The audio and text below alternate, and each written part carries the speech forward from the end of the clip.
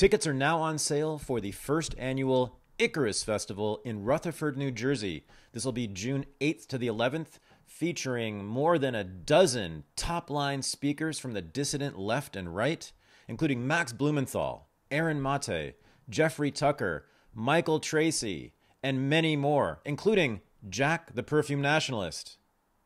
This event is co-sponsored by Compact Magazine and The Gray Zone. Go to IcarusFest.com to get your tickets and to learn more about the biggest dissident event of the entire year. We'll see you there. This is the Unregistered podcast, and I'm Thaddeus Russell.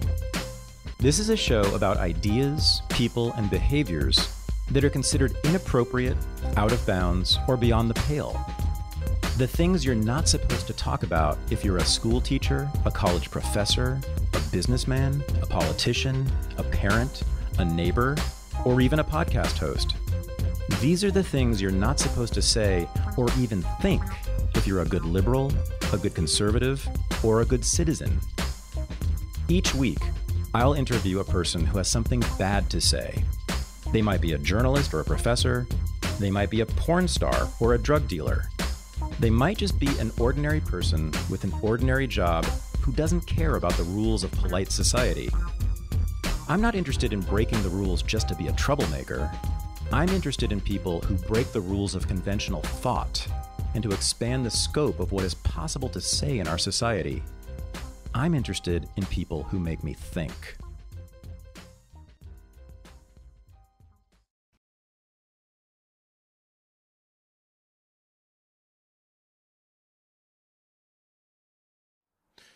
China has infiltrated American institutions. It has built an economic empire across the globe, all in preparation, we are told, for the establishment of a global Chinese communist empire. But is that true? This is my interview with Jake Werner. I am joined from Chicago by Jake Werner, who is an expert on modern China, historian of modern China, but has been writing extensively for the Quincy Institute on U.S.-China relations, and I guess you could say Chinese foreign policy and geopolitics and geoeconomics. So, Jake, I was telling you before we started recording that basically a lifelong anti-war, anti-imperialist, anti-interventionist guy. But in recent years, I've been hearing a lot from the nationalist, populist, Trump, MAGA side of things about how dangerous the Chinese Communist Party is and how much power they have accrued within the United States and how they constitute an existential threat to the United States. And for a minute there, I was somewhat swayed because I'll tell you, I was a professor like you for many, many years until about 4 or 5 years ago. And in the last 5 to 10 years of my teaching at various, and this is several different colleges around the country, I had increasing numbers of students from China, many of whom were the children of CCP officials. And all these universities that I worked at had formal relationships with universities in China that I pretty sure were controlled to some extent, at least by the state and by the CCP. And I noticed that this was ubiquitous, that this was around the country, that colleges and universities, many of them have this kind of relationship with, I believe, organs of the Chinese Communist Party. Mm-hmm. And so I guess first thing I want to ask you is, should we be concerned about just that, what's being called the infiltration of America by the CCP? Is there something about what they've been doing with these American institutions, especially institutions of higher education, that is of concern to me as an American citizen? Should I consider this to be a threat at all to me? Yeah, it's a good question. I think the first, I am not an admirer of the Chinese Communist Party or the Chinese government to start with. So you're not gonna get me to carry water for them. But I think we often get a rather inflated sense of the power of the Chinese leadership both within China and globally. In the United States, there's a bit of a paranoia that has taken hold in the U.S. about what the Chinese government actually can do. And I think that there is a longstanding kind of image also of the government being this kind of monolithic body that is sort of pulling the strings, of everyone in China, and then also every place it goes outside of China. Right. And so that very easily gives rise to the sense that, okay, if China is present in any way, right? If Chinese people are here, if Chinese companies are here, whatever they're doing must be part of the plan of the Chinese government. Right. That's not so. There has been a bit of change in the Chinese government recently.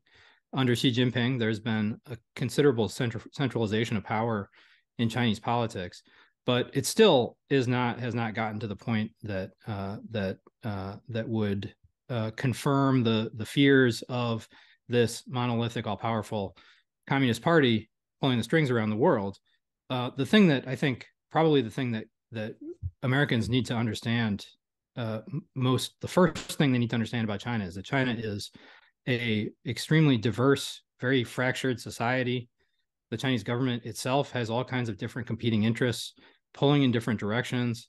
It's not actually all that different from people in the United States. Now, the way that they go about what they do might be different. Like the way that you navigate politics in China definitely is different than the way you navigate politics in the United States, but it's no different in the sense that people who become politically active in China, for the most part, people who become government officials, they're personally ambitious and they want to make money. They want to make a name for themselves, and they will sort of pursue however, whatever the means are available to them to do that. That's no different from any government. Mm-hmm. And for that reason, it's not, like you don't join the Chinese Communist Party because you believe in the world mission of communism. Like maybe 100 years ago. Not anymore. You join the Chinese Communist Party because you want power. And, whatever comes with that, money, status, of course, people also have values they want to pursue. They want to make China strong. They want to get people out of poverty. Like it's not like those more idealistic motivations are totally absent either. But all of this is to say the Chinese government doesn't have absolute control over what happens with China, right? Like Chinese businesses are trying to make money, even state-owned enterprises, they're trying to make money. They're trying to find markets. They make mistakes. Like all of this stuff, eventually, like the Chinese government doesn't want you to know that they're making mistakes or that people acting in the name of China are being motivated by self-interest in various ways. So it's not like the Chinese government is going to go around publicizing this stuff, but that is the case. So it on the one hand, on the other hand, of course, the Chinese government is authoritarian. It has a particular agenda. In particular, it wants to maintain the legitimacy of the Chinese form of government. It wants to increase the power of the Chinese state, and it wants to maintain growth in China. Like this is every single government is like that. Every government wants to maintain the legitimacy of the ruling class. It wants to increase the status and power of the state, and it wants to continue growth in the country, because all those three things are actually the same thing at some level. They're all interrelated. So the Chinese elite is not any different from other elites in that sense, but it is, one of the most powerful countries in the world. So there are ways in which it does present challenges, certainly, and sometimes threats to people in other countries. But it's far, far more complicated than the way that we're talking about it in the United States right now. The Chinese government has, like its motivations are more complex, and the positives and minuses from that are just not getting a careful discussion, because everyone is getting swept up in this sense, like this sinister power is coming and threatening America and everything America stands for, and we just have to smash it, or else we're in danger. That's I think quite misguided. Okay, so one thing you said right at the beginning there was striking to me, and I'd not heard people say this, but it might make sense. Probably does make sense. Sounded like you were saying that leaders of the CCP now are not ideological the way that maybe they were during Mao's time, for instance. I guess, is that what you meant? That they're more careerist opportunists, and they see the party and they see their party as a vehicle through which to pursue their own individual interests, less than believing in communism, and most importantly, international communism, right? As their ultimate objective. That is their purpose in life, is to pursue that, right? I mean, that's what communists around the world historically have done, at least ostensibly. They've believed in that. They've believed in expanding communism into other countries, and you know, workers of the world have no borders. It is sort of inherently a globalist ideology, seeking expansion everywhere to all places, the elimination of class rule and capitalism, and replacing it with global international communism. You're saying these guys now who are running the Chinese Communist Party don't believe that stuff? Yeah. they definitely don't believe that stuff. Why not? I mean, that's not to say that they don't have an ideology, but they definitely don't believe in revolutionary communism anymore. It's quite explicit, and it's quite clear from everything that they do, that they think rather more that China is special. China is able to do things that other countries are not able to do. China is able to develop when other poor and colonized countries were not able to, and that's because of something about China, right? And that's conveyed actually in the official name of the ideology, which is socialism with Chinese characteristics. They want to emphasize, like, they want to say this is a socialist society, and we can talk about what that means exactly. Right. They do want to say this is a socialist society, but they want to say that there's something specifically Chinese about it, and they say very explicitly, and I think it carries through in practice. They say that every country has its own situation, its own history, its own culture, and therefore the right thing to do for every country is going to be different. So the thing they definitely don't want to do is export their model. They don't think anyone else can adopt their model, and that's, you know, that could be maybe a little condescending sometimes. But it's not the case that, like, there's a lot of speculation about, does China want to export authoritarianism? China is pretty agnostic about that. They definitely want to increase China's power and status in the world. They definitely want to make money and expand the economy. But I think there's a case to be made that that's a certain ideology. You know, right. we shouldn't not call that an ideology, but it's definitely not the ideology of revolutionary communism that it was in the Mao period, or of communist imperialism.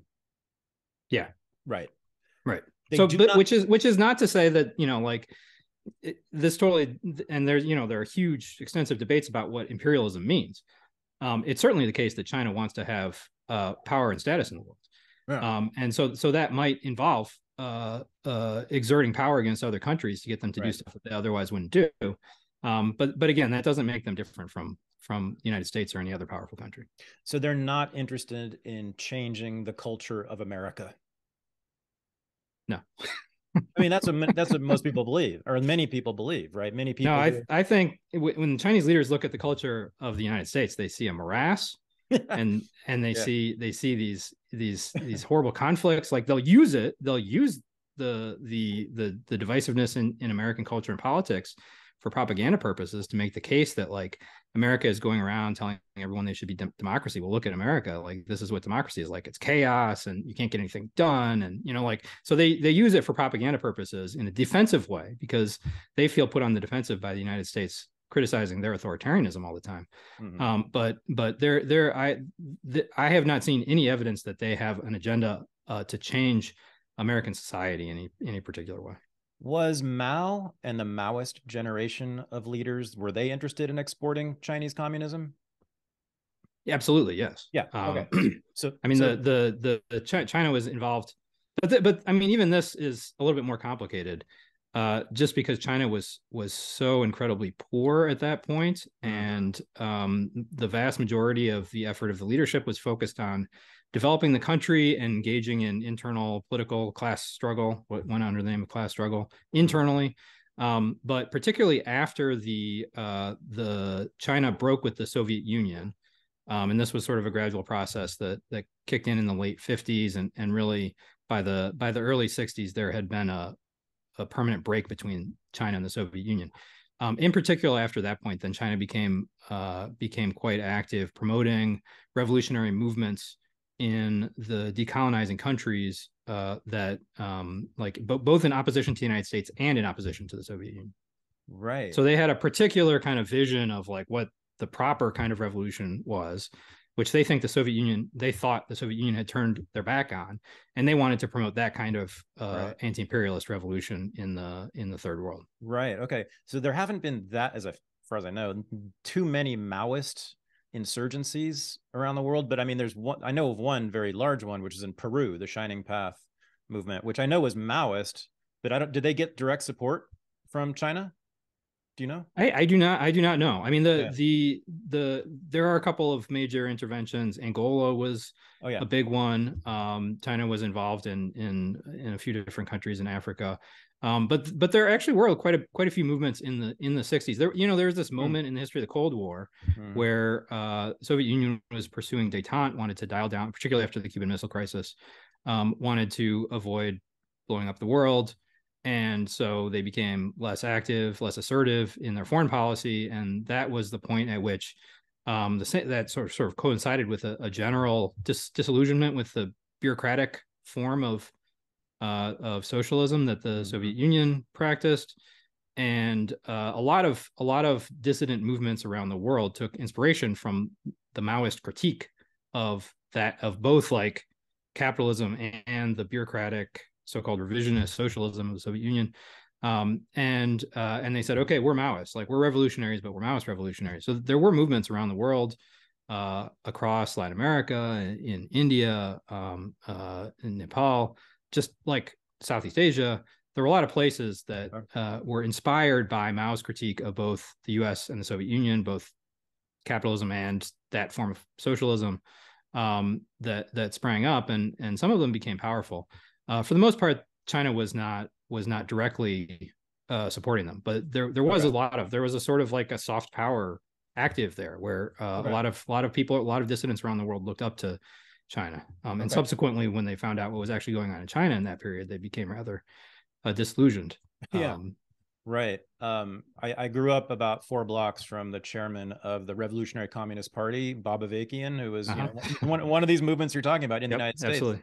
In this case. So you're saying following the Sino-Soviet split of the 1960s, this is when they started to become a little more aggressive or interested in global movements aligned. Well, I mean, we should remember that just 1 year after the Chinese Communist Party consolidated power in China in 1949, it entered the Korean War. That, I mean, by far the biggest engagement, the biggest foreign war of the history of the People's Republic of China was the Korean War.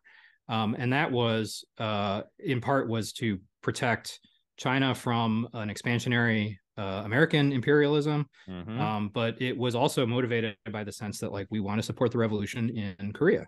And Kim Il-sung stands for the revolution in Korea. He's going to overthrow the reactionary imperialist puppet rulers in the South, and we want to be on like this. This was something that Mao actually pushed this against the objections of much of the rest of the leadership. And there was also Chinese support for the revolutionaries in Vietnam against U.S. backed forces. So there definitely was Chinese activity in sort of the bordering, like the states bordering China, before the split. But it was really after the Sino-Soviet split that they started to get more active in more far-flung places like Africa and Latin America. Okay. So then the question I have is when did they change their minds about this? When did they stop being expansionist in that way, and why? There's sort of a gradual process, like and there's a quite powerful reversal where in the late 60s, Mao Zedong is still the completely unchallenged leader of the country. He has broken with the Soviet Union. He has long been a bitter enemy of the United States. And China is engaged in the Cultural Revolution, which is this really intense turmoil internally. So to the extent that China was engaged in foreign stuff, it was on behalf of this this particular form of revolutionary politics. What happens is that there are the Soviet Union and China come terrifyingly close to war, which the Soviet Union was talking about making it a nuclear war. It's a little unclear whether they were serious about that or whether that was just meant to bring the Chinese leadership to the table. But anyway, eventually what happens is that as the Cultural Revolution kind of goes sour, and as Mao Zedong becomes more and more terrified of the consequences of the Soviet entanglement, because remember, the Soviet Union is right there on the thousands of miles of border between these two countries, and the nuclear, like the Soviet Union is willing to brandish a nuclear threat against China. Like that's how bad the relationship was. Eventually, Mao Zedong decides to make a quasi alliance with the United States, right, of all places, the redoubt of Western imperialism in his eyes. And so the Nixon Kissinger opening to Mao Zedong and Zhou Enlai in the early 70s eventually leads to the U.S. recognition of China, and China gains its place in the UN Security Council. So you have that kind of changes at the level of great power politics. At the same time, there is sort of a disillusionment within China with the kind of revolutionary politics that Mao Zedong stood for. And a lot of the Chinese leadership, many of whom were personally victimized in the Cultural Revolution, like Xi, because Mao, like Xi's father, right. So essentially all of the major leaders came in for criticism at the hands of Mao Zedong or his like close followers during the Cultural Revolution, because Mao Zedong was arguing against the bureaucratic atrophy of socialist revolution, and all these people were the heads of the bureaucracy, right? So this is the same thing that made the Mao's critique of both capitalism and socialism really inspiring around the world, was also disillusioning a lot of the leaders of the Chinese Communist Party. And Mao dies in 1976. There's a brief transition period, and by the end of 1978, Deng Xiaoping consolidates his control over the government. And Deng Xiaoping is like one of the most prominent members of the leadership who had been targeted during the Cultural Revolution. His son actually had been attacked by Red Guards and had jumped out of a window and been paralyzed as a result of this. So like they're very personal, intimate kind of stakes in these political arguments for the leadership. And the direction that Deng Xiaoping and the other top leaders from the 1970s takes is to set aside this emphasis on social egalitarianism and class struggle, and to say we are going to focus overwhelmingly on economic development. And part of that is we're going to connect with the advanced capitalist countries, because that's where the technology is, that's where the markets are. We need to get foreign investment, right? Some of this unfolds over the course of the first 10 years of this. So it's a very gradual process, but eventually where they end up with is our most important relationship is with the Western powers, because that's going to support our economic development best. And that, combined with the disillusionment with the form of revolutionary politics represented by Mao Zedong, led them to say, okay, we don't want to have anything to do with trying to change the governments of other countries. We are not about international revolution anymore. We are about getting along with, like what in their vocabulary was the imperialist powers. We're not going to threaten their influence around the world. We're not going to support communist revolutionaries in their spheres of influence, whatever. We're going to focus on developing our country, and we're going to do it through a strong relationship with the West. Wow. Okay. That's a thank you for that story.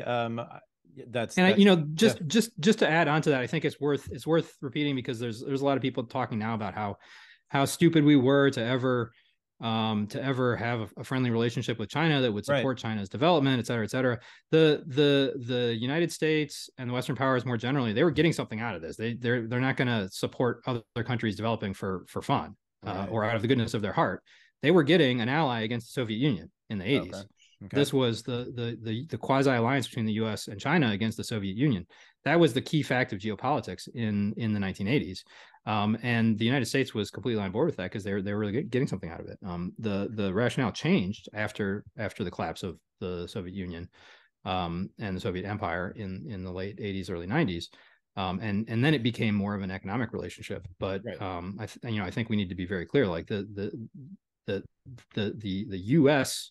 political elite had reasons to support Chinese development, and it wasn't altruistic, and it wasn't even all that naive. Right. It was to counter the Soviets, which was the overriding objective throughout the Cold War for foreign Right. policymakers. They were willing to sacrifice just about anything for that, right? Yep. To bend any principle for that. So then, therefore, all these Chinese students who are the children of CCP officials in my classes at Occidental College, at Columbia University, at Willamette University, I mean, all over the place. I mean, and they all these schools had institutes with exchange programs. And, many of my colleagues spent years or summers or quarters or semesters in Shanghai or Beijing. And I was thinking the whole time, well, it's the CCP is basically getting these ideas into their heads, these American professors' heads, and they'll bring them back to America, and then they'll start talking like Chinese communists a little bit. I mean, a little bit. I mean, I thought they were trying to influence the discourse in some way, but this is what's commonly believed, right, about what's going on. So but then why such? And they've put incredible resources into this, into these universities, right? So why? Well, it's like, as always, there's a mix of motivations. Probably I would say by far the most important is China wants access to advanced technology so that the economy can develop, right? And so, like, that just goes back to the point that I was making a second ago. This really sharp turn in the late 70s, that we're going to set aside class conflicts and social egalitarianism. We're going to actually embrace social inequality, like the inequality levels of inequality in China went from amongst the lowest in the world to amongst the highest in the world by the end of the 90s. So it wasn't even just we don't care about inequality. It was that we actually embrace economic inequality because we think that's going to help us develop. Like, we actually embrace the exploitation of labor because that's where you get surplus capital that will be reinvested in the expansion of the economy and the further development of the economy. And that's that's how we grow, and that's how we advance. Right. And that all the class struggle and all of the turmoil around, criticizing bureaucrats and experts and shitting on the expertise of professors and researchers, like, all of that was completely counterproductive. We're going the opposite direction. And for that reason, we need access to the advanced countries. Like, we don't care about the third world anymore. They don't have anything. Like, they don't have anything for us. The third world has nothing for us. They're poor. They don't have capital. They don't have technology. They don't have, and this even went to the level of, like, culture. There was a sense that, like, okay, America is like a more advanced culture. Like, they're more sophisticated. Like, we need to copy how our academics work, right? That, like, there's all in the academic system in China. There was all this really strong influence from the socialist period, with Soviet models of kind of organizing academia, and like Soviet theories of academic theories, and what Chinese academia over the course of a couple decades shifted entirely to embrace almost everything about American academia. So they got they sent people to get trained in free market economics, and they sent people to get trained in like one of the most powerful people in the country now, Wang Huning, a member of the standing committee of the party and the foremost ideologist of the party. He was trained in American grad schools in political science and sociology. And so, like, if you look at, like, even those divisions, like political science is a specifically kind of Western form of like academic organization. So, like, China had this, like, Marxism studies field, and it's still there, and they still make people take some of these classes, but it was completely marginalized until Xi Jinping came back to some of this stuff. It was completely marginalized for about 30 years, and it was like the cutting edge people in academia were doing stuff that was completely in line with the way that American and I want to emphasize, particularly for your audience, that, like, the kinds of stuff that they were imitating from American academia is not like postmodernism and stuff. It wasn't like literature studies. It was like quantitative social sciences and free market economics, and like the stuff that in academia is understood to be conservative or right wing, or like in some sense like pro business, or like the places that, like, the parts of the faculty and science and the sciences, of course, the hard sciences and applied science, for technology, right? So so this is, this is a relatively small number of people, but it's a strategically really essential part of what you're talking about, and of course, and I want to also be clear that like the actual Chinese people who decide to go and study in foreign programs, like they have their own motivations, right? They're like, I'm gonna find a good job by doing this. Like, I'm gonna make a lot more money if I do this. Like, I'm gonna learn these advanced theories in my field if I do this. So again, there's like a range of motivations here. None of them, I think, are unrecognizable from the standpoint of American experience. They seem just the same as ours. From the standpoint of the Chinese leadership, the reason to encourage this kind of stuff is we are going to get people trained in the most advanced fields of knowledge, and we're going to bring it back, and that's going to benefit the country. It's going to help us develop. Right. Well, that all stands to reason. So you're saying that they did not export wokeness to American universities. The CCP is not responsible for the Black Lives Matter movement or the transgender movement. No. They wanted to make money. No, the Communist Party is quite conservative, socially conservative. Yeah. So the kinds of stuff, a lot of what is current in like left-wing politics, they would look at that and just be like, this is ridiculous. Sure. Right. And like, these are the American, like, look at these Americans, they're off on their like bizarre, like, this is what democracy brings you, like our good, like technocratic, like well-run authoritarian system. We're not going to get confused with this kind of stuff. We're going to focus where it's important, which is like technology and science and figuring out like how the economy works and like the hard stuff, right? So that doesn't mean that the Communist Party won't point to this stuff opportunistically and be like, look at this, look at all the social division in this country. The United States goes around telling everyone that they should listen to the United States and they should do whatever the US does, and look at what they're doing. They're like ripping each other to shreds. Right. So it's, but again, even that is kind of defensive. Even that is like, China doesn't go around looking for enemies. China, but maybe the most important Chinese foreign policy principle is just to completely turn everything around. Everything that they're accused of, they turn back at you. Right. So people accuse China of engaging in abuses against ethnic minorities, and so then they put out a report about all like racial inequality and the genocide of Native Americans in the United States. Right. Like if no one had criticized them for genocide, they wouldn't bother with this stuff because they don't actually care that much. Right. But when someone comes at them, they're like, we're going to go after you. Okay. Yeah. I'm thinking of that meeting in Alaska that Blinken had with, I guess it was the foreign minister from China 6 months ago, a year ago, something like that. And I think the very beginning of the administration. Yeah. Yeah. Okay. And I think what happened was he got lectured to by the Chinese officials about the racism that was rampant in the United States. Right. Hilarious. Right. You're saying they weren't sincere really about that. No, they don't care about it. Awesome. They don't care. Well, I mean, like look at what they do. It's like the funny thing is that they never actually say like this is untrue. No, we have wonderful ethnic relations in our country. They never, they say that, but the crux of the response is like, you do it too. Right. But like there's just a huge amount of racism in Chinese society, like so, or like anti-ethnic prejudice. Like but this is, again, like this should be emphasized. The stuff that is objectionable about Chinese society, there's often really strong parallels in American society. Right. And actually the two countries are much more alike than I think people in either country often recognize. How bad is it with the Uyghurs? I've heard sort of people in my side of politics recently inform me that the Uyghurs are not actually being oppressed, at least not to the extent that we're led to believe. I don't know what's going. I haven't researched it. What is the story there? Are they really attempting genocide against this people in Western China? It is really bad.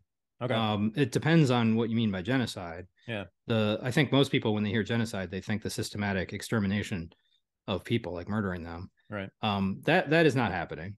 That doesn't mean that people don't die because of this. If you engage in mass imprisonment, there's going to be really negative consequences for that, no matter what. But there certainly is not an extermination campaign.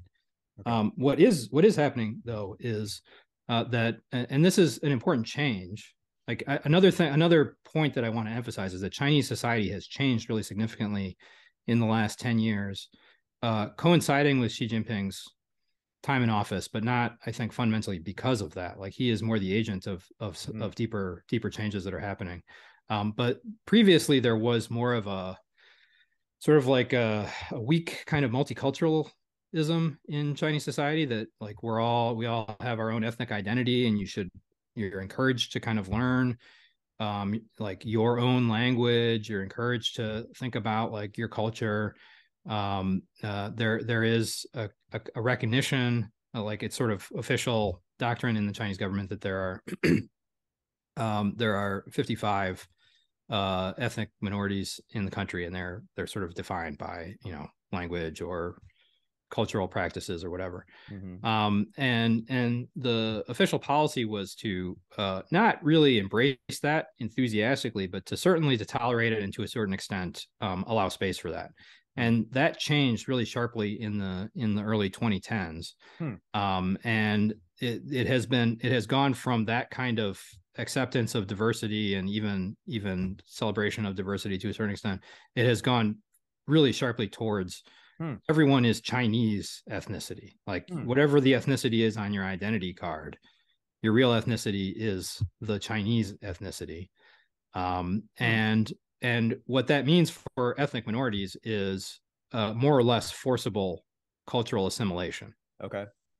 So the Uyghur minority has been particularly hard hit because they were identified with, you know, there's a small number of terrorist attacks, but some of them were quite bloody, and that kind of, you know, precisely because there are these prejudicial associations between Muslims and terrorism, something that is familiar in the United States as well. But precisely for that reason, then the Uyghurs are kind of the most devastated by this, and this led to mass imprisonment in concentration camps, and practices of forced cultural assimilation, like drilling people to learn Chinese, punishing them if they displayed any sort of religiosity, if they had a Quran in their house, if they went to mosque, the destruction of a lot of mosques. And a really intense surveillance system was put in place in Xinjiang, which is the province that is about half Uyghur in the far west of the country. So now, by some legal definitions, international law definitions, that form of cultural assimilationism that tries to erase a culture can be called genocide, and that's where that idea of genocide comes from. And there's sort of, you know, obtuse legal debates about whether it's a genocide by the definition of international law. I think we should be very clear that when most people hear the word genocide, they think mass murder. Yeah. Mass murder is not going on. That does not mean that what is going on is not horrific. Right. What is going on is unquestionably crimes against humanity and massive suffering imposed on the Uyghurs, and not just the Uyghurs. There are other ethnic minorities who have been targeted for this kind of stuff as well. It's just been the impact has been the worst in Xinjiang on the Uyghurs. Right. It sounds like cultural genocide. I mean, what the United States practiced with Native Americans in the late 19th century with the reform schools. Yes. Right. Yeah. Yep. They didn't actually kill the Indians in those schools, but they sure as hell made sure they would never practice any of their, you know, cultural practices ever again. Right. Right. So it's the same principle, but it's also bringing to the bear the power of an incredibly powerful surveillance state, sure, which is something that you know, thank God the American state did not have in the late 19th century. That's right. And for that reason, then it's just the effects have been really, really intense. And there's other stuff here involved, attempts to like another facet of the cultural assimilation is this idea. The reason that Uyghurs have problems is that they're not working properly. Like they're lazy, or they can't get modern jobs.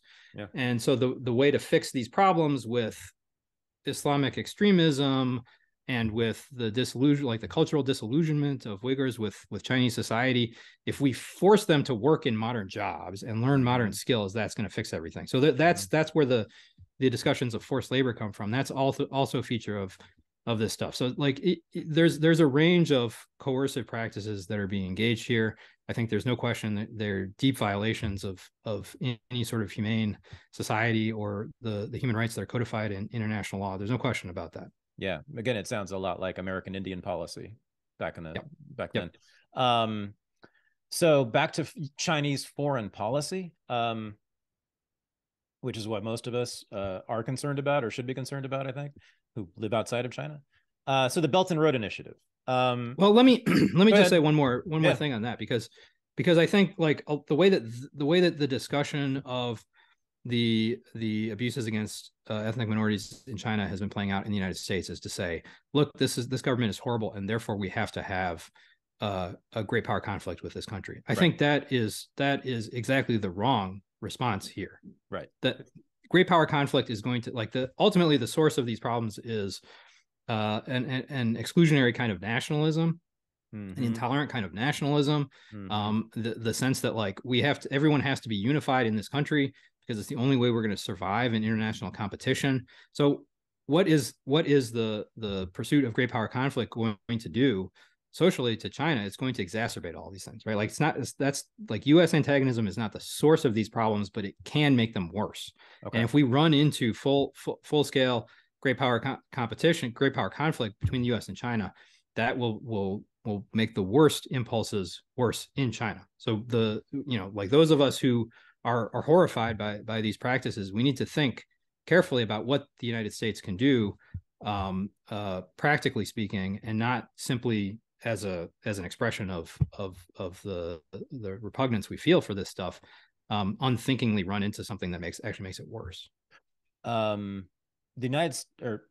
Nazi Germany did not formally launch the final solution until after the United States intervened in the war against them. And is that sort of what you're saying here, that direct intervention by Western powers would cause somehow the Chinese government to take action against the Uyghurs? No, I don't want to say that. I think that China, like the Chinese government is in many ways is a right-wing nationalist government. But I would not say that. I think it's different in really crucially important ways from the Nazi government or from fascism more broadly. And so just as you said, like in American history, there was one current of thought was that we had to exterminate the Indians, like they were unassimilable. And then there was another current that was like, we have to assimilate. They are assimilable. We can save them, but we have to get rid of their culture. Exactly. And like those were the two currents that were in debate. And that's right. Of course, like the humane alternative was not one of the options. Right. I think like if you think about those two currents, the exterminationist line of thinking is not present in Chinese politics right now. So I don't want to exclude the possibility that it could emerge, but it is really overwhelmingly the cultural assimilationist current of nationalist politics that's there. But it can be worse. It can like you can get more suspicious of internal, like people who are considered foreign, who are internal to the country but are considered foreign. Yep. Like the worse that nationalism gets in any country, the more likely people who are identified as foreign in some way but are members of that country, they're going to be targeted for various forms of abuse, whether that's at the hands of the government or by popular forces. I think to me it's a really important priority to step back from the actions that are making nationalism worse and that are giving the sense that we have to regiment the entire country behind international competition. Like those I think are what we need to stay away from. Yeah. Okay.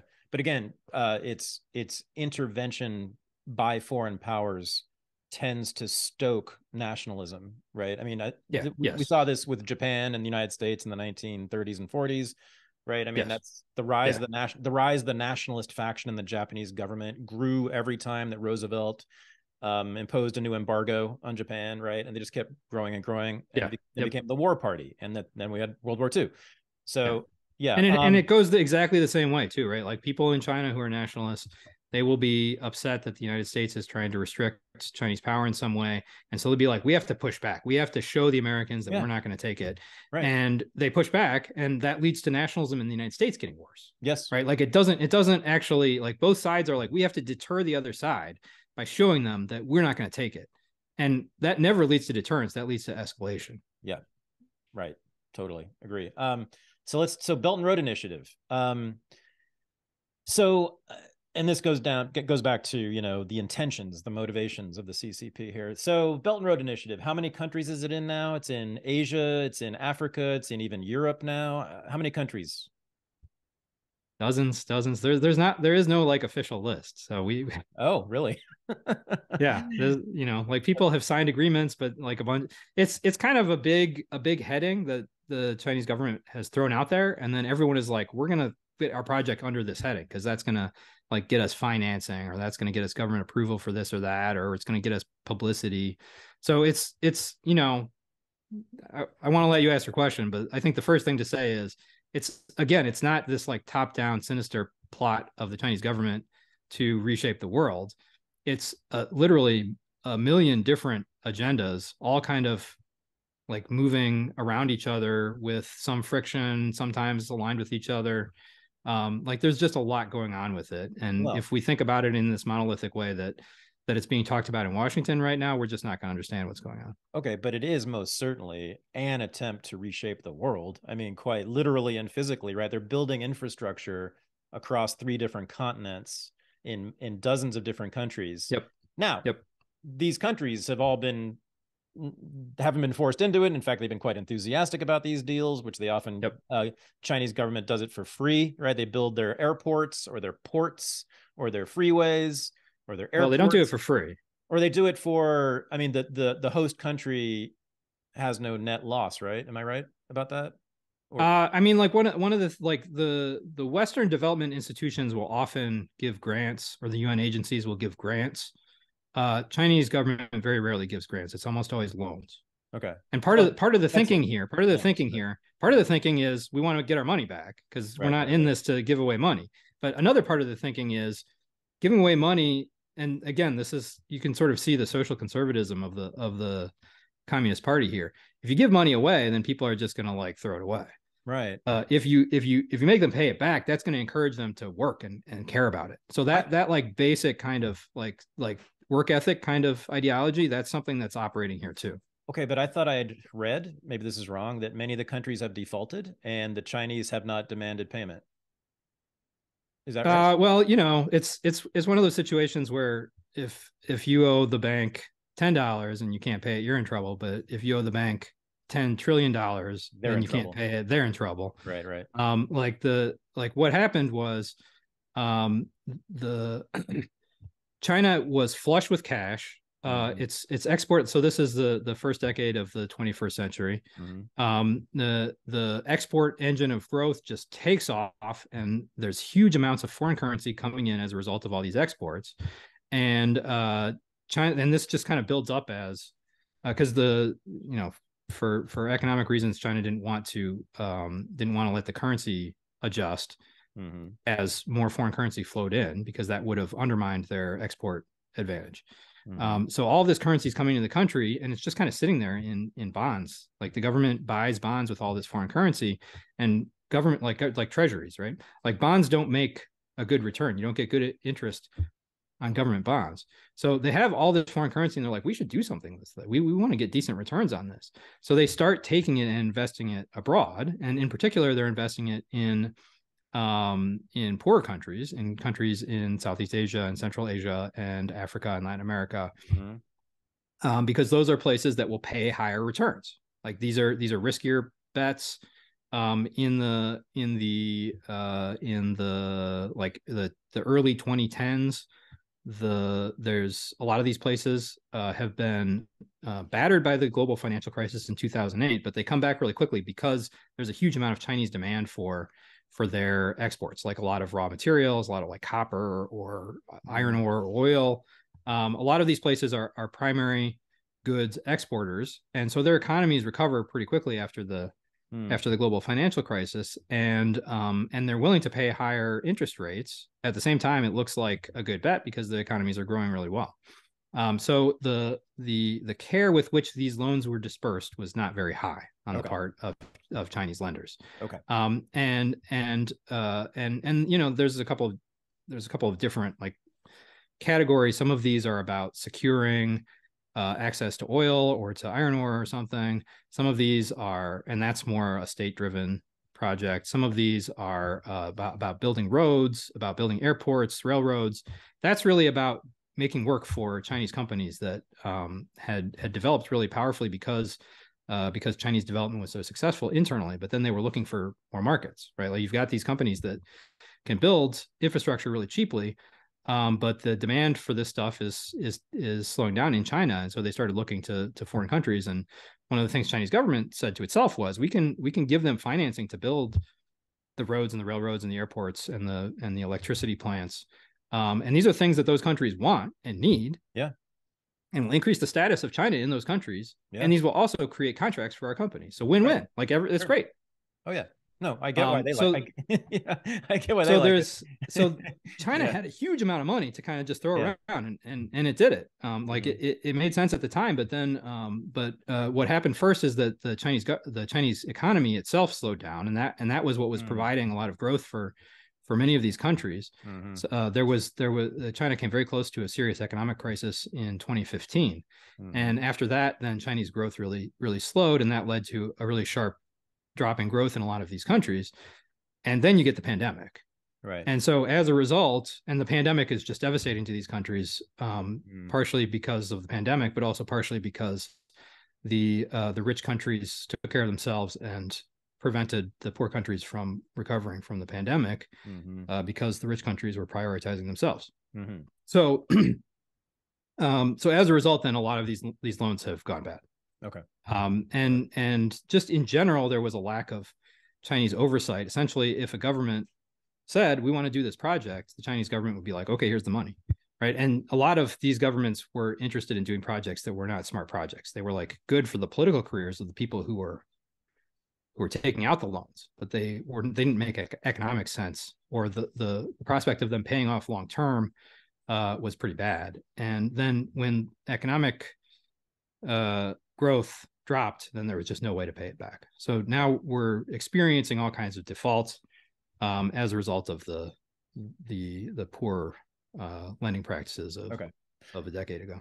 So China wanted to get paid from this, but they probably more importantly wanted the infrastructure, I think, in those countries. Now the question is why, and I know what you're going to say. I think you know what you're going to say about that, for economic development purposes.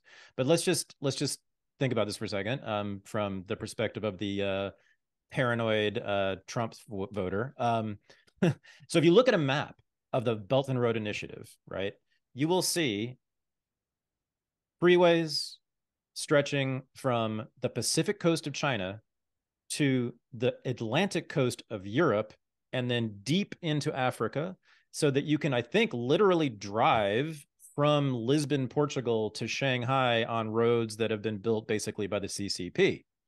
Okay, and the thing that scared me the most was these massive ports, shipping ports, and airports built by the CCP in all these different countries in strategically vital places, again, in Asia, Europe, and Africa.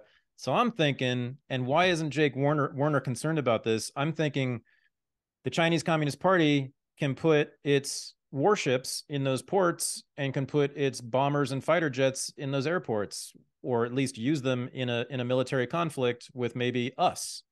Why should we not be concerned about the expansion of all this infrastructure that is probably controlled ultimately by the Chinese Communist Party? I mean, if the United States did this in Mexico and Central America and South America, you saw networks of roads built by the United States and all these airports and ports throughout this hemisphere, you would immediately identify that as American imperialism, and they're going to use that for whatever they want, which could easily be, military interventions throughout the world, or at least that region of the world. Why should we not be concerned about this with the Chinese Communist Party doing this? Well, I think there are a couple of things that reduce my concern in the short term. First of all, the infrastructure is not controlled by China. Okay. These were built, the infrastructure is built on behalf of the government or of sometimes of private businesses. The governments ultimately have ownership. They have control of the disposition of these assets. So if China wanted to use them, as military installations, Mm-hmm. they would have to gain the assent of the government in some way or another. So that's the first issue. Second issue is like commercial ports there would have to be significant adaptation of a commercial port to make it useful for military purposes. So that's not insuperable, right? But like that's not something like you couldn't do this overnight. Like we would have very clear warning that it was happening, and we haven't seen anything like that up to this point. Okay. Currently, China has one military base in the world Outside of China. Outside of China, yes. Djibouti. Djibouti, yes. Yeah. Okay. And which is sort of a like most of the Djibouti economy is foreign military bases. Bases, yeah. Russia has a base there. The U.S., Russia, right. Italy, right. Japan, right. China.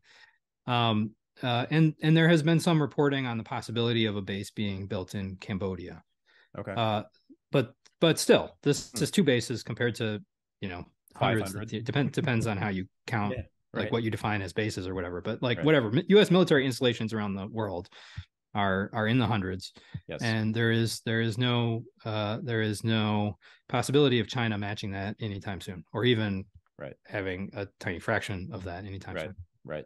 So those are the first two considerations.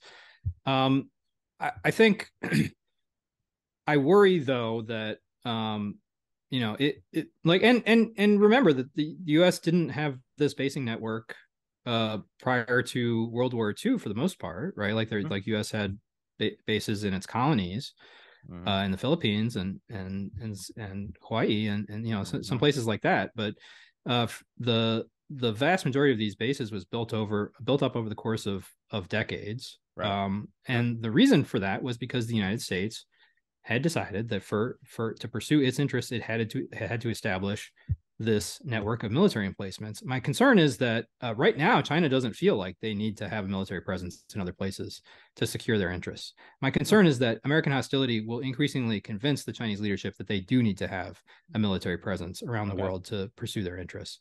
And our fear of that happening might be the thing that causes it to happen. Okay. Now, as for fear of China, so until February of last year, and I think you know where I'm going with this, the rhetoric generally from lawmakers in this country, from public intellectuals in this country, from think tanks generally, was not always friendly toward China, although sometimes it was, but it was, with an eye toward cooperation rather than conflict. I mean, generally, that was the tenor, right, of the foreign policy establishment, broadly speaking. Yeah. Right? Yep. Okay, correct. So then in February, Xi and Putin have this meeting and pledge, what's the word for this? Like eternal friendship or something? There was a term for this. Unlimited. There are no limits to the friendship. Yeah, no limits. Yikes, right. So the no limits friendship. And then what I thought I saw was almost on a dime, everybody in the U.S. government, everybody in the think tanks, everybody in the foreign policy establishment saying, oh no, now China's our adversary too, and they're just as much of a problem and just as much of a threat as Russia, and we are no longer friends, and Nancy Pelosi does her thing, and Biden starts doing his thing, and all of a sudden the State Department is belligerent talk about China, and all of a sudden everybody sounds like Steve Bannon. Whereas 2 years ago, Steve Bannon and Donald Trump sounded like Steve Bannon, but not anyone else. But now it's like cool to be anti-China. Right. So I thought, and I know I've read you on this, and I think you have a different answer, but for me, it sure looked like that Russia replacing Putin, regime change in Russia, establishing some kind of NATO outpost or at least NATO-friendly government in Russia was the number one objective of the foreign policy establishment since the 1990s, and that they've been willing to sacrifice just about anything to get that accomplished, similar to the Cold War, right? When everything revolved around our need to get rid of the Soviet Union. It looked to me like, well, Xi fucked up and he made this decision to align himself with Putin. And when you do that, the United States will not care about anything else that you do. They will now become your enemy because they must remove Putin from Russian government. Is that the story, or is that turn prior to 2022? is it all about, I mean, it seems to me like it's all about Russia, actually. The sort of US-China relations are basically about US-Russia relations. Is that true at all? I think that's not how I would put it. Yeah. But I do think that there was an important change after the war, the Ukraine invasion started, which is that a lot of people who hadn't been, like the US foreign policy establishment is sprawling because the United States defines its foreign policy interests as pretty much everywhere. There are different people who are specializing in different parts of the world. Obviously, because of the history of the Cold War, because of the importance of Europe, the power that Europe has, because it's the richest place in the world aside from the United States. All of that means that a lot of people in the foreign policy establishment are focused on Europe. And so I think a lot of those people, for them, like the focus has always been Russia. But there's a whole different part of the foreign policy establishment that has thought about Japan and Korea and the Pacific, and of course China has been the center of that. And that part of the foreign policy establishment has been worried about the growth of power in China for quite a while. In particular, like you trace this back, I think you can trace this back to Clinton, honestly. There were steps to kind of hedge, like even though Clinton was more than any other US president embraced a friendly relationship with China because of the economic gains to be had by American corporations and exploiting cheap Chinese labor, and then a bit later in exporting into the Chinese market. Clinton was, more than anyone, wanted that kind of relationship with China. But at the same time, even under Clinton, there were hedging steps being pursued just to make sure that, like, as China grew more powerful, the United States would continue to maintain hegemony over the Pacific. Okay. Yeah. So even back to Clinton, it looked like early in the Bush administration, Bush the second administration, that this was going to be an important orientation of that administration as well. And of course, 9/11 changed all of that, and the attention to China specifically and Asia in general then just completely disappeared under the Bush administration. And Obama comes in, and because of the failures in Afghanistan and Iraq, and because of the really incredible growth of Chinese economy, but also Chinese military power, then Obama says we need to bring the focus back to Asia. Like, Asia is the fastest growing part of the world. It's the future of the global economy. It remains a place that we sort of control the rules of the road, but we're in danger of losing that grip. This is the Asia pivot, right? Yeah. Yes. Okay. Yep. Like some of the people who were most responsible for that. One of the people who was most responsible for the pivot to Asia was Kurt Campbell. He wrote a book with that title, actually, afterwards. And he is now one of the most important officials on Asia policy in the Biden administration. So a lot of the people, this is true of Jake Sullivan as well, the National Security Advisor. A lot of the people in the Biden administration now making policy, they have a background in Hillary Clinton's State Department when the pivot to Asia was first executed. Now, the pivot to Asia does not, however, represent like, okay, now it's Cold War with China. This was much more a kind of a trying to balance, like, we want to welcome China's rise and domesticate it, make it so it's not threatening to American power or to world peace, which American foreign policy establishment considers to be the same thing. But at the same time, we want to take measures to make sure. So we usher China into the realm of responsible foreign policy powers. At the same time, we have a stronger military footprint and a stronger economic engagement, and this is the Trans-Pacific Partnership that the Obama administration negotiated. And the goal there was to both deepen the presence of the United States in Asia so that it could guard against the possibility of China trying to displace the United States from Asia. At the same time, welcome China so that it won't feel excluded and won't sort of resort to destabilizing measures. So that's where it stood under Obama. I think there were really deep tensions there. The Obama administration itself, I think most of those people thought we can do both of these things. Like, this is the way to make everything good. Like, we keep China in the system, we make it more responsible, but we also guard against any possible problems. I think retrospectively now it's clear that that was going to be hard to balance, given the increasing sense of insecurity within the Chinese, or actually within both the Chinese foreign policy establishment and the American foreign policy establishment. Because after the global financial crisis of 2008, that, we were talking about that earlier, that shook the entire world, but it shook America more than any place, right? Economically, it led to stagnation in the economy for almost a decade afterwards. It led to, indirectly, it led to the rise of populist politics, both left and right. And it led to a crisis of confidence and self-definition, I think, on the part of much of the foreign policy establishment that previously had understood their mission to be bringing liberal democracy and liberal economic policy, and thereby bringing, human rights and prosperity to everyone in the world. It became clear after 2008 to everyone, I think, that project, there was something wrong with that project. And the members of the foreign policy establishment in the United States didn't want to give it up. They didn't want to engage in sort of self-reflection and consideration of what might have been wrong there. So they felt under attack personally. They felt like the historical role of the United States is like something has gone wrong here. Like, what is it? It can't be us, right? So it must be someone else. And I think people were sort of casting around for like, what's gone wrong here? Why is it that democracy seems to be crumbling around the world?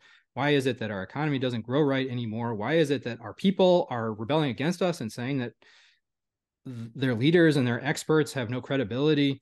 Like, the whole and of course the Bernie's challenge to Hillary Clinton in 2016 and the victory of Trump in the election, that elevated all of that sense that everything's going wrong. Like things are spinning out of control. I think that was universal across the kind of mainstream political establishment. And this went on for a long time, and I think people were really disoriented. They didn't really understand what was happening, and they didn't really understand how to turn it around. I think through one part of the political constellation represented by Trump, of course, embraced the sense of the like bankruptcy of the American political elite, and said, we need to stand up for America. America needs to kind of like take what it can from the rest of the world. Like, we got to do what's in our interest. The mainstream of the U.S. foreign policy establishment and political elite more generally, they continue to be committed to this idea that the United States really needs to set the rules for the entire world, because we stand taller, we see further, right? This is the famous Madeleine Albright quote. But I think this is sort of the ethos of this social group. Like, the United States needs to be running the world because we're the ones that are going to run it in the right direction. And so what does that mean? Like, what is the biggest challenge to that vision? Well, one challenge is Trump. So we have to suppress that kind of politics. We have to suppress populist politics, of course, right-wing politics. Like they took action against Bernie as well, but there was like a role. They could see a role for Bernie in what they wanted to do. They couldn't see that like Trump is what they define themselves against in some ways domestically. So we have to take action to suppress Trump and populist politics. And then the other main challenge to all of this is China, more than Russia, right? Like, Russia is destabilizing presence and is hostile to what we want to do, and it's engaged in these various military adventures, prior to the Ukraine war. So like, an important part of the U.S. foreign policy establishment, no question, they thought Russia is the biggest problem. We have to do something about Russia. But much of the foreign policy establishment was looking at China and saying, okay, Russia, that's a challenge, but they're pathetically weak compared to China. China is on a path to having an economy as big as the United States. By some measures, it's already bigger than the United States. By other measures, it is on course to get there. Sometime in the next 10 years or so. It's expanding its military really powerfully. It has these, they think it has this goal of displacing American power in Asia, at least, and maybe in the entire world. And they represent the repudiation of everything that America stands for, which is democracy and human rights and free market economics and the sanctity of the individual. And like the whole thing that they had defined as their thing, right? Like the thing that America is, the end of history, liberal democracy, liberal, that is to say, free market economics, individualism, human rights, like everything that America was supposed to be doing in the world that now seemed to be in crisis. Well, why was it in crisis? They didn't really want to figure that question out. They wanted an action agenda, like what can we do about this? And China, in some sense, represents all that entire the repudiation of all of those principles. Like China is the opposite of everything that America stands for in their minds. Like even though like I don't buy this, right? I think that China and America are actually very similar in many ways. But the way that the American foreign policy establishment sees this and the American political elite sees this is just like China is the opposite of America. And so if America is failing, in some sense, the way to fix this is to bring China down a notch and to make sure that China doesn't become the most powerful country in the world, because what they do with their power is going to be the antithesis of what America would do. So I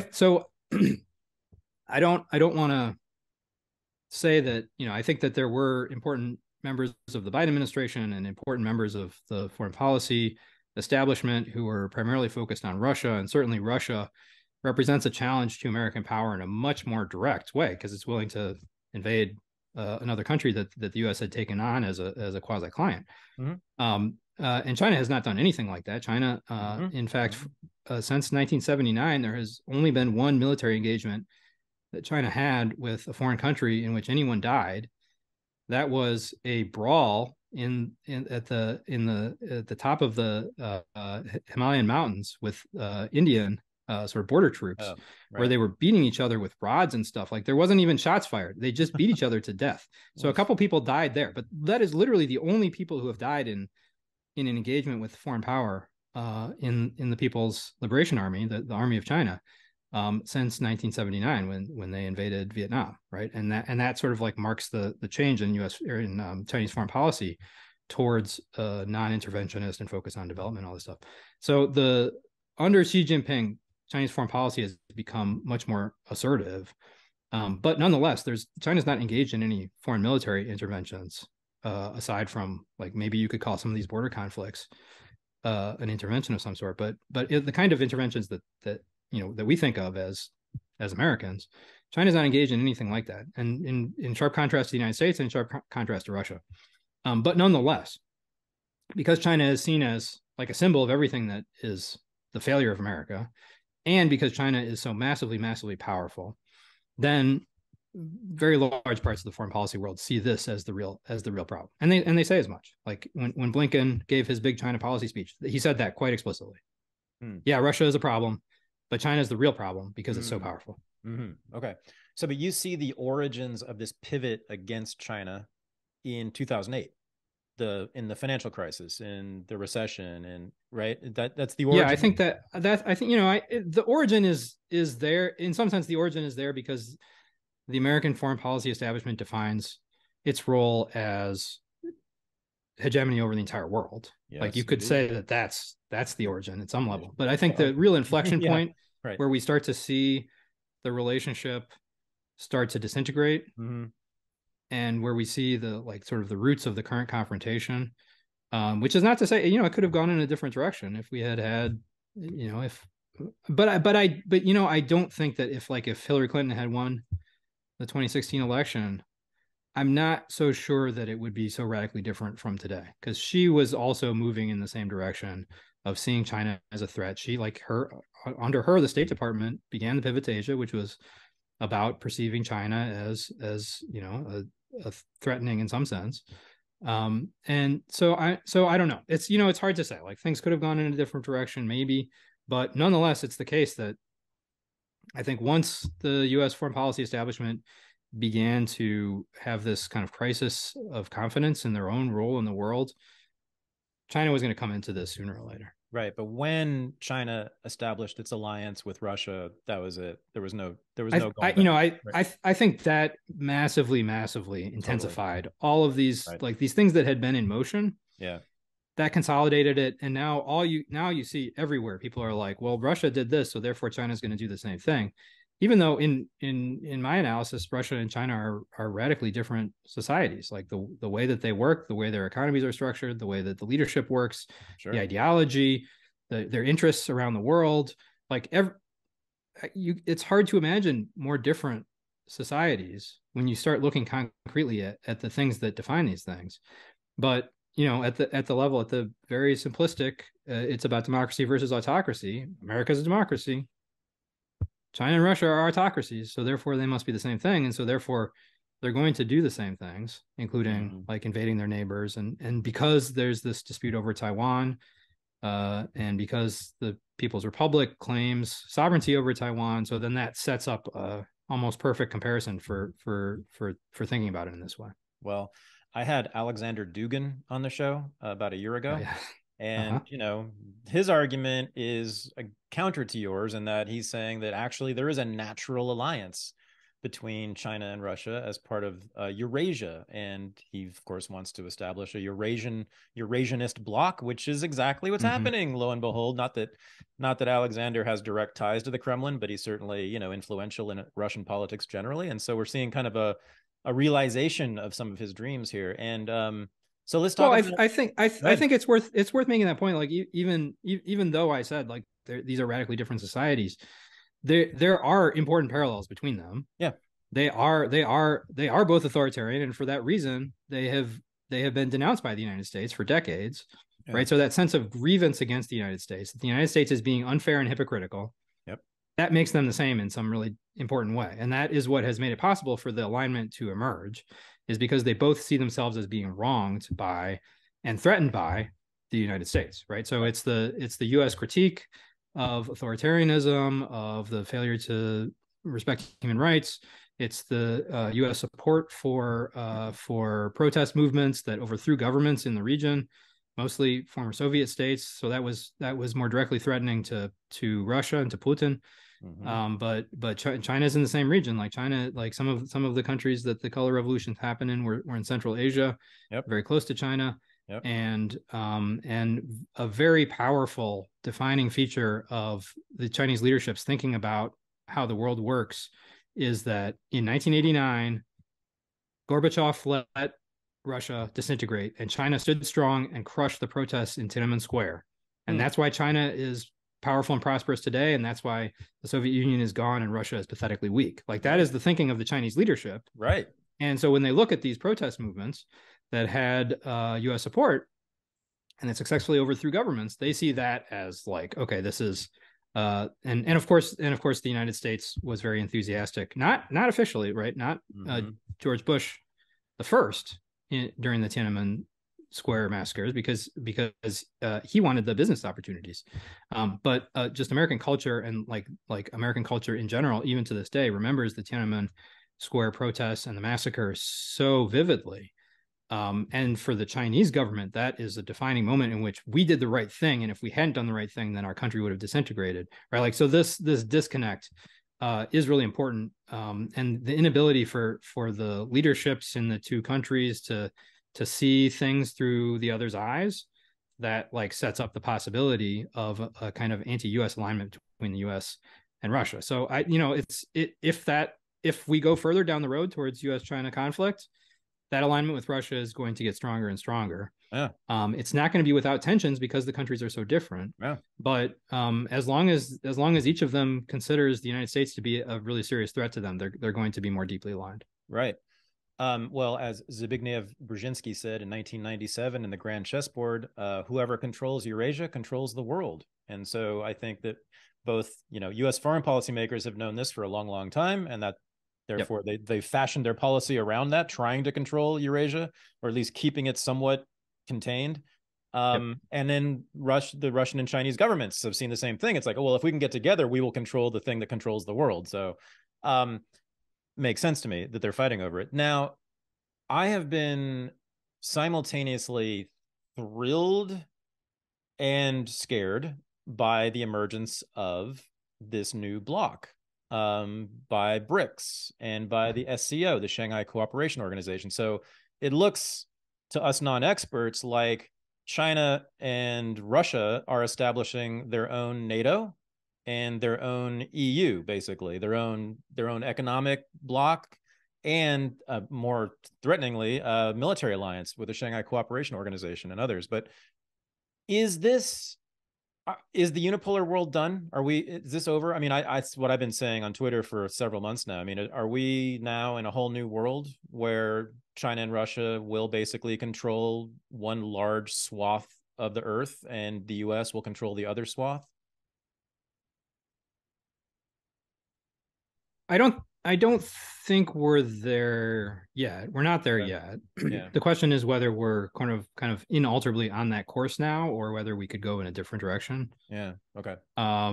But I think it's certainly right to say that's the direction that we're heading in. Mm-hmm. The big complicating factor is just how deeply connected the U.S. and Chinese economies really are, and how damaging it would be to try to rip apart those connections. So we're already pretty far advanced now in dividing them in the realm of advanced technology, because the United States sees this as it doesn't want to send advanced technology to China, and China understands that it needs to develop these technologies for itself. It can't rely on the rich countries in the way that it did in the past to gain access to these technologies, now that they're being used either as a threat or as something that actually will strangle Chinese economic growth. So we're pretty far advanced on the division there. We're very far advanced at the division. It's kind of like the rhetoric and the ideology around some of this stuff, mm-hmm. where the United States says, the United States stands for democracy, and that's why we have to confront China. And we love democracy so much, we have to work with authoritarian countries against these other authoritarian countries. Mm-hmm. Something very familiar from the Cold War. Mm-hmm. So, like in some ways, some of the Cold War divisions are reappearing pretty strongly. In other ways, though, like China is not establishing an active network of alliances in the same way that the Soviet Union tried to do. China continues to say that it doesn't believe in that kind of thing. It doesn't believe in military alliances like NATO. I think we shouldn't overestimate what the Shanghai Cooperation Organization is. Okay, it's a very loose kind of. It's like a talk shop more than it is anything. It's not, and it includes countries that are quite at odds with each other. Like India is a member of the Shanghai Cooperation Organization, and some of the Central Asian countries that have had differences with Russia, they're in there with Russia and China, and Russia and China are themselves competitors for influence in some of these countries. So there's a lot of tensions in there. It really is not like NATO. It's not like NATO at all. Like NATO really is. First of all, it is a rock solid alliance in the sense that like these countries will actually work together on military issues. It is clearly under the leadership of the United States. Even if the Shanghai Cooperation Organization developed into something that was operational military alliance, nonetheless, China and Russia would be constantly sort of pushing against each other for who has control over it, right? Like they both have the sense that like we are the great power here. Yeah. So if like the weaker that Russia gets, the more that it kind of has to assume a subordinate position to China, and the Ukraine war has really, in a lot of ways, has weakened Russia. We could eventually see something like China as being clearly the superior power, and Russia will kind of follow China's lead. We could see that, but we're pretty far from that right now. And that would be pretty offensive to Russian nationalism, which is, of course, is the animating spirit of Russian politics right now. Right. So like the historical forces that produced NATO, it was the absolute shattering of Europe and these countries as individual countries in World War II. And the United States is not only not having been destroyed by the war, but massively more powerful because of the war. It was that position, and then the sense of threat from the Soviet Union. It was all of that allowed NATO to come together in the first place. And we don't have any kind of conditions like that right now. Hopefully we don't. I hope that we don't have a world war. Yeah. That could create conditions to put together those kinds of alliances. But I think we should try to be rigorous about about these things. Like look at so the Shanghai Cooperation Organization is not an alliance, not a military alliance. It would have to go quite far in a path it has not yet taken to become one.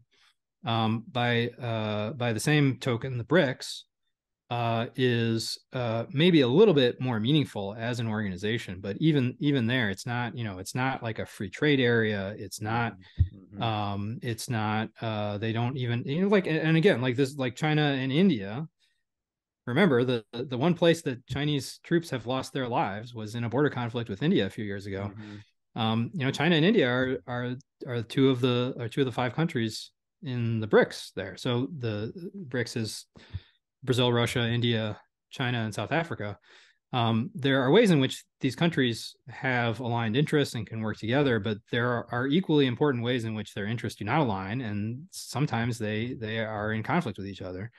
And the kind of institutionalization, like the economic institutionalization, is pretty limited right now. So there are some initiatives. There's like a joint development bank that they've started. There are some, and there's discussions about how to align policies and stuff. But in terms of allowing them to operate as a bloc, that remains pretty limited.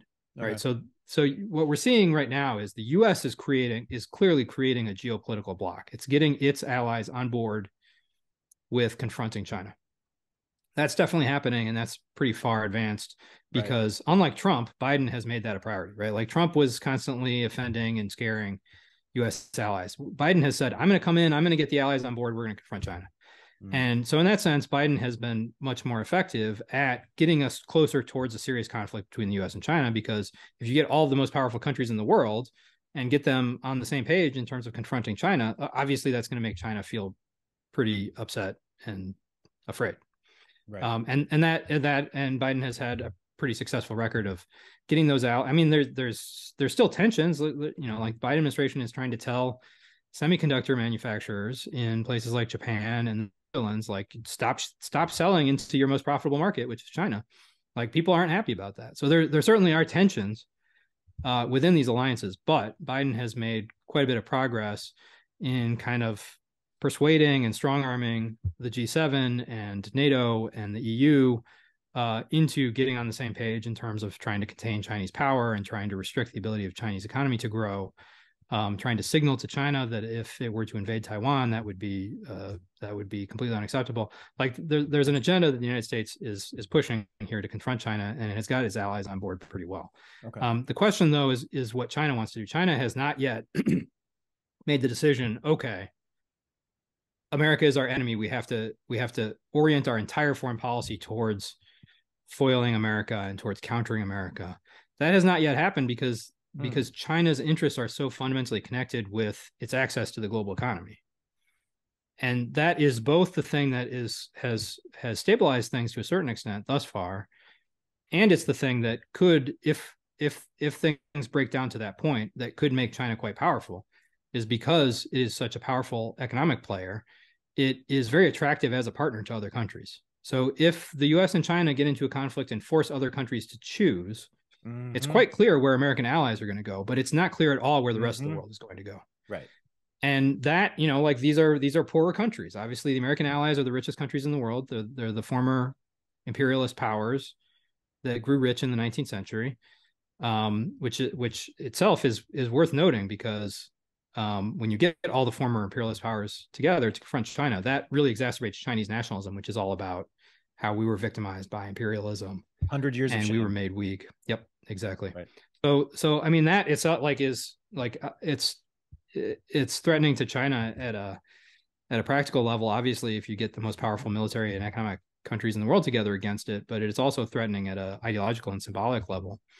But like the rest of the world is a lot weaker. It doesn't have strong militaries. The economies on a per capita basis are much smaller than Europe and Japan and South Korea. So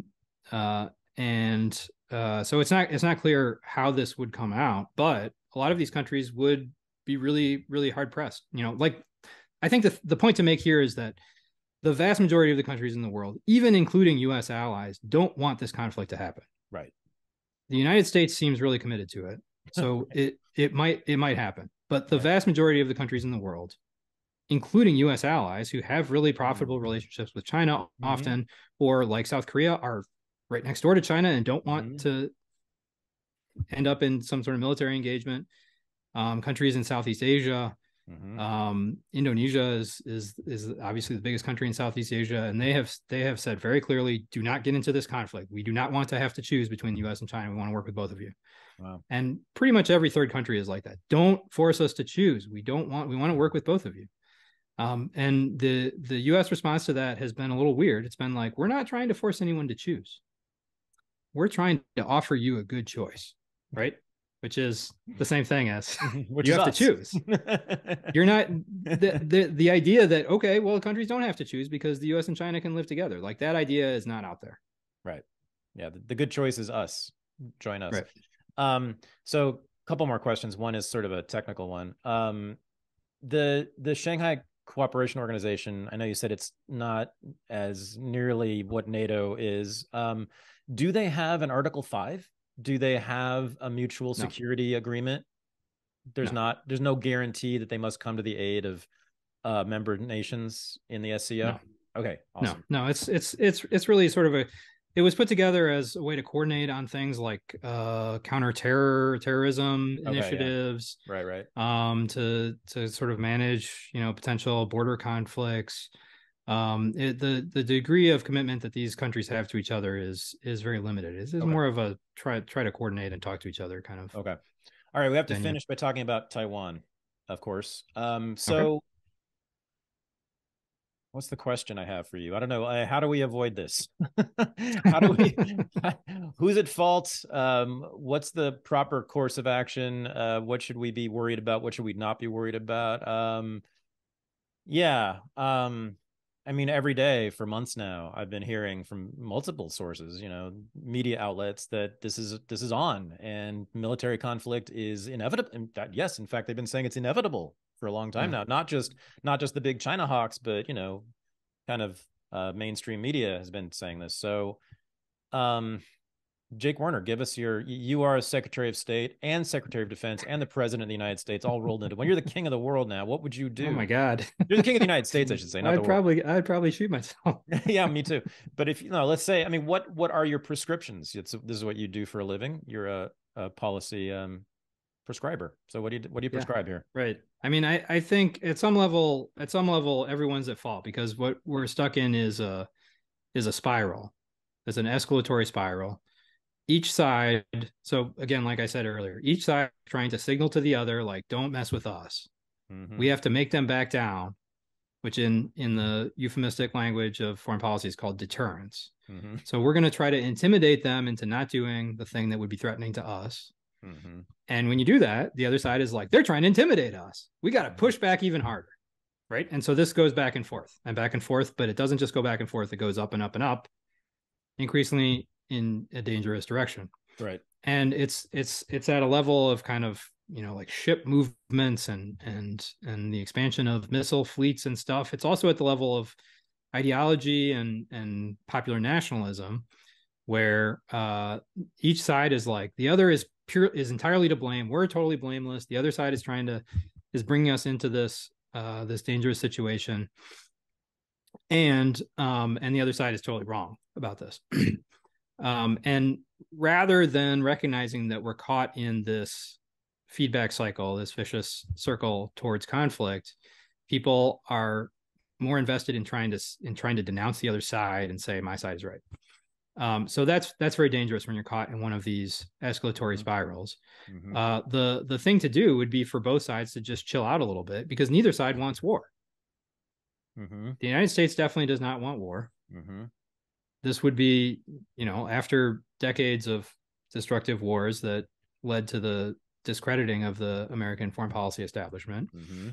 And without the U.S. population doesn't have very positive feelings about China, but it does not feel the way it did about terrorism, for example, right? Or even the way that many, there are popular, the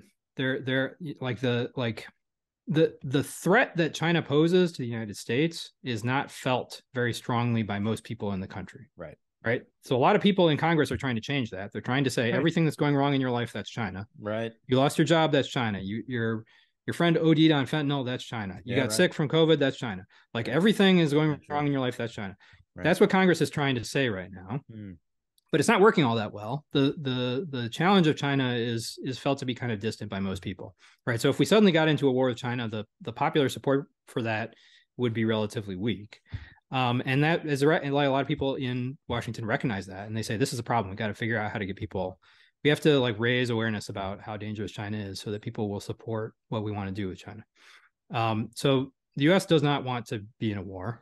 China definitely does not want to be in a war because it would be massively disruptive to, what I said earlier, the key interest of China in the world. The most important thing for China in the rest of the world is economic growth and trade. This is how the Chinese economy works. And if China is to maintain social stability, it has to keep the economy growing. It has to keep creating jobs for people. And it has to keep developing technologically.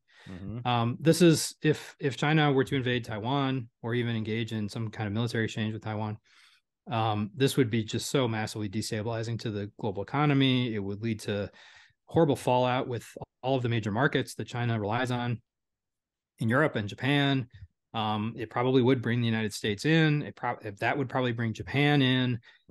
This would be a complete fiasco for China if we had an exchange here. So China does not want. So the Chinese leadership and popular Chinese nationalism is completely committed to the idea that Taiwan is a part of China. But there is no sense that we have to have it back now. Oh. As long as Taiwan doesn't say, okay, we're independent. Like if Taiwan were to say we're independent, then China would feel like we have to invade. Or if the United States were to build a military base on Taiwan, thereby establishing officially, like this is a protectorate of ours. You're never going to have it back again. Then China would feel like, okay, well, we have to do something. We have to have an intervention to prevent this. Why would China invade Taiwan if they declared independence? Why is Taiwan that important to the Chinese leadership? Yeah, I think this is hard for Americans to understand how deep rooted this is and how central it is to Chinese nationalism. Taiwan itself has a weird kind of history. It wasn't really a part of China until the 17th century. Even then, it wasn't like sort of strongly integrated into the country. There was, some villages there, and some Chinese people from across the strait moved there to farm and stuff. But for a long time, it was pretty weakly connected to China. What happens is that as China is increasingly dominated by the imperialist powers in the 19th century, it increasingly comes to define territorial integrity as absolutely sacred. Like that sense of like this is our border and this is our territory. Like that was kind of weak in earlier periods. What happens in the 19th century is that China and the rest of the world define their boundaries, and they say our territory is sacred to us, and it's and as nationalism, like Chinese nationalism, as we understand it today, really developed in the 19th century. That becomes really essential to Chinese nationalism. Like our territory is sacred, and the symbol of our weakness and our humiliation by the foreigner is that they have taken away our territory. So when Japan went to war with China over domination of Korea in 1894, part of the resolution of and then Japan absolutely defeated China in a complete catastrophe for China militarily. So Japan won this war. It exacted a huge sum of money as part of the peace agreement, and it took informal influence over Korea, and it took Taiwan officially as a colony. So Taiwan, since 1895, has been really central to the idea of colonial power, Chinese humiliation, Chinese weakness, foreigners dominating us. That's a really key part of all of this. And what happened after World War II, so it was a Japanese colony for those 50 years. And then after World War II, Taiwan was returned to Chinese sovereignty under the Kuomintang government. when the Kuomintang government was, this is under Chiang Kai-shek, when the Kuomintang government was defeated in the civil war with the Chinese Communist Party, they fled to Taiwan and they reestablished their government on Taiwan. And as part of that, they brutalized and dominated the Taiwanese people. So these are ethnically Chinese people, but they had been people living under Japanese colonial rule for 50 years. And they spoke a different, essentially different language, like a different dialect of Chinese. So there's major cultural differences between the Kuomintang refugees who now rule the island and the people who grew up there and lived under Japanese control and are considered somewhat suspicious because they lived under Japanese control for so long by the Kuomintang government. So you get really intense conflicts on Taiwan between these two, between the mainland faction and the like native-born Taiwanese faction, and that those kinds of conflicts drive Taiwanese politics to this day. Wow. Okay. So the Kuomintang is still a part. The island democratized in the late 80s and the 90s, and the Kuomintang remains one of the two major political parties. The other major political party represents these native-born Taiwanese who were oppressed under Kuomintang rule for so long. And so that division between the party that identifies with the mainland at some level, the Kuomintang, right, and the party that identifies with the like localist aspirations of the native-born Taiwanese, the Democratic Progressive Party, that continues to drive Taiwanese politics. Okay. At the same time, in on the mainland, because the Kuomintang fled to Taiwan and reestablished its government there, the Chinese Communist Party was like, we have to take this back. This is part of our sacred territory. This is also, to take back Taiwan would also be the end of the Civil War. We'll finally destroy the running dogs of imperialism, the Kuomintang, etc. But when the Korean War started, the U.S. moved its fleet into the strait and prevented, then for any point after that, prevented Chinese mainland forces from taking Taiwan and ending the Civil War. So again, like Taiwan represents foreign interference in China, taking away our sacred territory. Okay. So like that was there were a couple of scary crises over Taiwan during the Cold War. But Mao Zedong was content to kind of let it be for the most part, because he was more interested in like class struggle and third world revolution. And by the time you get to the 80s and 90s, the kind of ideological orientation of the Communist Party has changed. It's really no longer oriented towards communism. It's not oriented towards class struggle and egalitarian society. It's increasingly oriented towards nationalism and the national interests of China. And so Taiwan again becomes really resonant in that kind of a context. And at the same time, you get democratization on Taiwan, and the political power, the Kuomintang, that continued to imagine Taiwan as part of China, starts to lose power. Right up to that point, it was a dictatorship run by the Kuomintang. When the Kuomintang becomes part of a democratic two-party system, roughly two-party system, with the other group, the Democratic Progressive Party, the DPP, supports independence. So this is a threat then to the claim that China has on Taiwan, is suddenly there's a political party that's one of the two most powerful political parties in the country. There you go. On the island that says Taiwan is independent. There you go. Okay. All right. So there's that whole like ideological dispute and that sense of like what China is and what nationalism is and how important it is to have control over our territory, and the way that foreigners are constantly victimizing us and preventing us from growing and from succeeding, and saying like, oh, like you're threatening us because you're growing, like all of that stuff is kind of wrapped together. And then like that's one dimension of it. The other dimension of it is more straightforward. You don't need to know the history as much.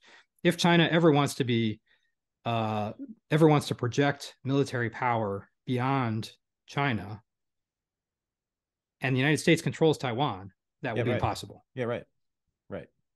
I was going to say, so if China wants to develop a blue water navy, right, like a navy that can go out and sail around the world, like the Soviet Navy was able to do eventually, If China ever wants to develop that, and the United States has like a military base on Taiwan, that would be an intolerable threat to Sure. Chinese military power. So the more that China feels it needs to establish its own military power because it's under threat by the United States everywhere, the more it feels like threatened by the possibility that the United States can bottle it up in its coastal waters from this island that is 100 miles off the coast.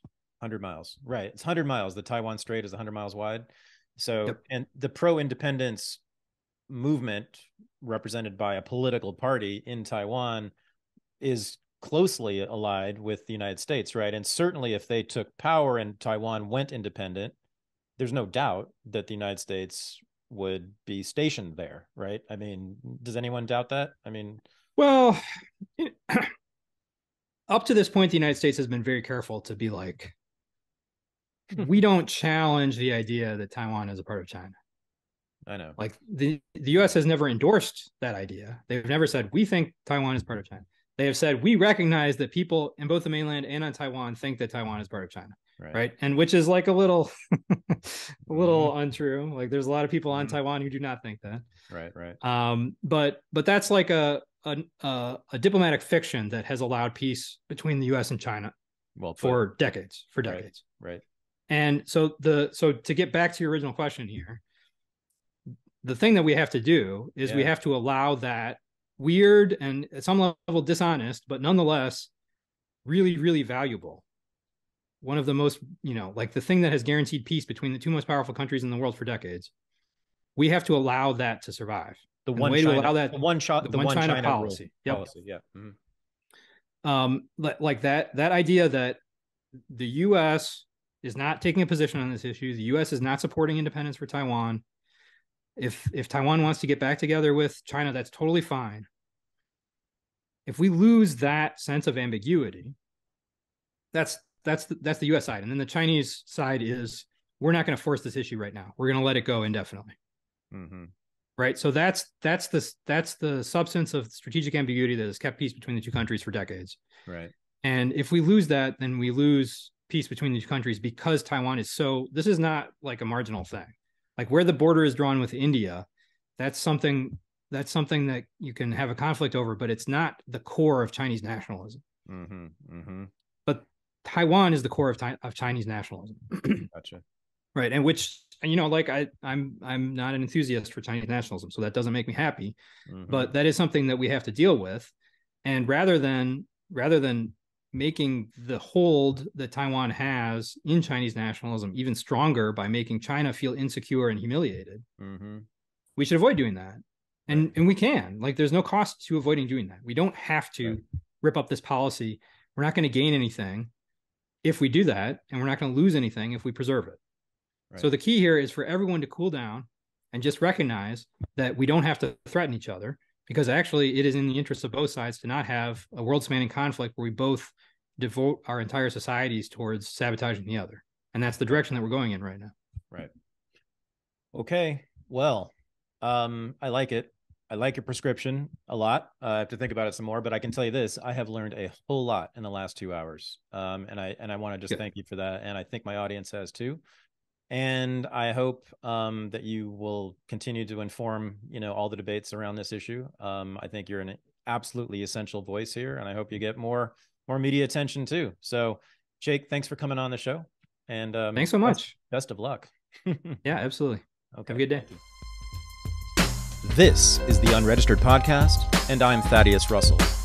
To become a patron of the show and have access to bonus episodes, AMAs, and the Unreported News Analysis Show, go to patreon.com/unregistered. Thanks for listening.